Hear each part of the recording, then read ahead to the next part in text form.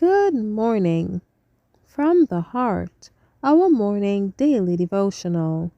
The reading for today is entitled The Promise to Israel, July 9th. Where is that Spirit, Lord, which dwelt in Abram's breast and sealed him thine, which made Paul's heart with sorrow melt and glow with energy divine. Isaiah 45 verse 25. In the Lord shall all the seed of Israel be justified and shall glory. Abraham was called out from an idolatrous family and was appointed of God to preserve his truth amid the prevailing and increasing corruptions of that idolatrous age. The Lord appeared to Abraham and said, I am the Almighty God. Walk before me and be thou perfect. And I will make my covenant between me and thee, and will multiply thee exceedingly. The Lord communicated his will to Abraham and gave him a distinct knowledge of the requirements of the moral law and of the salvation that would be accomplished through himself.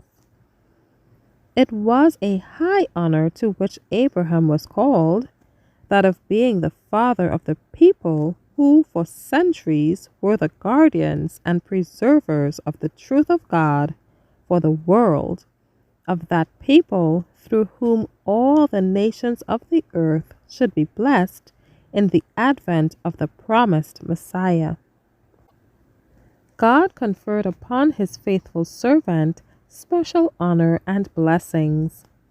Through vision and through the angels that walked and talked with him as friend with friend, he was made acquainted with the purposes as well as with the will of God. But the descendants of Abraham departed from the worship of the true God and transgressed his law. They mingled with the nations who had no knowledge or fear of God before their eyes, and gradually imitated their customs and manners until God's anger was kindled against them, and he permitted them to have their own way and follow the devices of their own corrupt hearts. But when they humbled themselves before God and acknowledged his dealings, and cried unto him earnestly for deliverance from the oppressive yoke of the Egyptians, their cries and their promises to be obedient reached heaven. Their prayers were answered in a most wonderful manner, and Israel was brought forth from Egypt, and the covenant made with their fathers was renewed to them. Thus was the knowledge of the law of God preserved through successive generations, from Adam to Noah, from Noah to Abraham, and from Abraham to Moses. Thank you for listening.